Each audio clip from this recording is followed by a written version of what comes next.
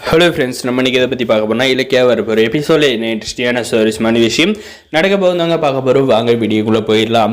நம்முடைய ரேவதி பார்த்திங்கன்னா ரொம்பவுமே சீரியஸ் கண்டிஷனில் இருக்காங்க. வாயிலேருந்து பார்த்திங்கன்னா பிளட்டாக வந்துகிட்டு இருக்கு. இதை பார்த்து நம்முடைய ஜானகி ரொம்பவுமே பயப்படுறாங்க. அதுக்கப்புறம் பார்த்திங்கன்னா நம்முடைய கௌதம் நம்முடைய ஜானகி இருக்கிறப்ப நம்ம ஜானகி அம்மா என்ன சொல்கிறாங்கன்னா, ரேவதியோட கண்டிஷனு ரொம்ப சீரியஸாக இருக்குது, அவங்கள ஹாஸ்பிட்டலில் சேர்த்து பார்த்துக்கலாம் அப்படின்ற மாதிரி பார்த்திங்கன்னா நம்முடைய ரேவதி அம்மா சொல்கிறாங்க. அதுக்கு நம்ம இலக்கியா என்ன சொல்கிறேன்னு பார்த்தீங்கன்னா, அவங்க ஹாஸ்பிட்டலில் இருந்தால் கண்டிப்பாக அவங்க உயிருக்கே ஆபத்து, அதனால தான் அவங்க வீட்டில் வச்சு பார்த்துக்கலான்ட்டு கூப்பிட்டு வந்திருக்காத்த அப்படின்ற மாதிரி சொல்கிறாங்க. ஹாஸ்பிட்டலில் யாருமா அவங்களுக்கு பிரச்சனை பண்ணுவாங்க அப்படின்ற மாதிரி நம்முடைய இலக்கியா கிட்ட நம்ம ஜானகி கேட்டதுக்கு, வேறு யார், அந்த எஸ்எஸ்கே தான், அவன் தான் பிரச்சனை பண்ணான். நாங்கள் அங்கேருந்து ஹாஸ்பிட்டலேருந்து கிளம்புறப்ப பார்த்தீங்கன்னா அவன் தான் அவனுடைய இடத்த வாங்கிட்டுக்காக என்ன கொல்ல பார்த்தா. என் மேலே இருக்கிற பகையில் ராஜேஷ் இந்த எஸ்எஸ்கே ரேவதி அம்மாவை கொல்ல மாட்டான்னு என்ன நிச்சயம், அதனால் ரேவதி அம்மாவை வீட்டிலே வச்சு பார்த்துட்டு தான் நல்லது அப்படின்ற மாதிரி சொல்கிறாங்க. நம்முடைய ஜானகி ஆனால் உண்மையிலே ரொம்ப பயத்திலே இருக்காங்க. எங்கே ரேவதிக்கு ஏதாவது ஆயிருமா அப்படின்ட்டு. ஆனால் கண்டிப்பாக நம்முடைய ரேவதி அம்மா நம்முடைய இலக்கியா கிட்ட சொல்லியிருக்காங்க, என்னுடைய பாதி சந்தோஷத்தை நிறைவேற்றிட்டு இலக்கியா, ஒரே ஒரு குறை மட்டும் தான் இருக்குது, அதை மட்டும் நிறைவேற்றிரு அப்படின்ற மாதிரி சொல்கிறாங்க. அத்தை நீங்கள் எதோ சொல்கிறீங்கன்னு எனக்கு தெரியுது. நான் உங்ககிட்ட சத்தியம் பண்ணியிருக்கேன், உங்கள் மகன்கிட்ட நீங்கள் தான் அவங்கள பெத்த அம்மான்னு சொல்கிறேன்னு. ஆனால் இன்னொரு பக்கம் அதே சக்தியை ஜானகி அத்திகையில் நான் இந்த உண்மையை சொல்ல மாட்டேன்னு சத்தியம் பண்ணியிருக்கேன்.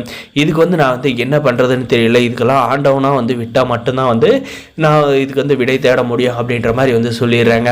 நம்முடைய ரேவதி அம்மாவை பார்த்திங்கன்னா அம்மா போல் நம்முடைய இலக்கியா பார்த்துக்க போகிறாங்க. நம்முடைய ஜானகியுமே பார்த்திங்கன்னா ஃப்ரெண்டுன்ற முறையில் நம்முடைய கௌதம் இல்லாதப்போ ரொம்பவுமே சிறப்பாக பார்த்துக்குவாங்க.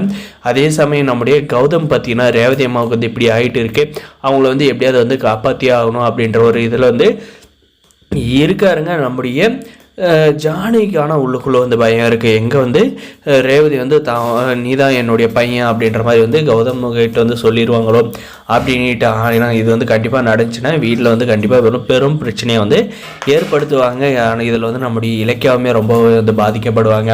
அதனால் இது தெரியாத இருக்கிற வரைக்குமே எல்லாருக்கும் நல்லதுன்றதாங்க. இது வரப்போகிற எபிசோடில் இன்ட்ரெஸ்டிங்காக சுவாரஸ்யமாக காட்ட போகிறாங்க. நம்மளுடைய ரேவதி பார்த்திங்கன்னா இந்த எஸ்எஸ்கே சும்மா விடக்கூடாது இலக்கியா, அவன் என் ஃப்ரெண்டை கொல்ல பார்க்குறான்ல, அவள் சாகிற நேரத்துலேயே அவளை சும்மா விடக்கூடாதுன்னு நினைக்கிறான். அது போக ரேவதியை பிடிச்சிட்டானா கண்டிப்பாக தான் மகன் யாருன்றத அவன் தெரிஞ்சுக்குவான் ரேவதி மூலமாக. அதுக்கப்புறம் என்னால் அதை ஜீரணிக்கவே முடியாது. எப்படியா தெரிஞ்சுன்னா கௌதமா அவன் சும்மா விட மாட்டான். கண்டிப்பாக அவனுடைய லைஃபுக்கே பிரச்சனை வருதுன்னா கௌதமை கொன்னுடுவான் அப்படின்ற மாதிரி நம்முடைய ஜானகி பயப்படுறாங்க. அதுக்கு தான் வேண்டாம், நான் வீட்டிலே வச்சு பார்த்துக்கிறேன், எந்த ஒரு பிரச்சனையும் வராது. ஆனால் கௌதமை எதோ என்னுமே பண்ண முடியாது எஸ்எஸ்கேவில். ஆனால் நம்முடைய கௌதம் ஒரு கொலகார பட்டத்தை சுமந்துக்கிட்டு இருக்கணுமா, அதனால் அது தேவையில்லாது அப்படின்ற மாதிரி சொல்ல போகிறாங்க. வரப்போகிற எபிசோடில் இப்படி தான் கொண்டு போகிறாங்க. இந்த வீடியோ பிடிச்சதை லைக் பண்ணி மறக்காத நம்ம சேனலை சப்ஸ்கிரைப் பண்ணால் மறக்காத சப்ஸ்கிரைப் பண்ணி அந்த பெல் ஐக்கன் ஆனில் போட்டு வச்சுக்கோங்க. அப்போ தான் நம்ம போகிற வீடியோ எல்லாமே உங்களுக்கு நோட்டிஃபிகேஷனாக பாருங்கள். முடிஞ்ச வரைக்கும் ஸ்கிப் பண்ணாத பாருங்கள். தேங்க்ஸ் ஃபார் வாட்சிங் கைஸ்.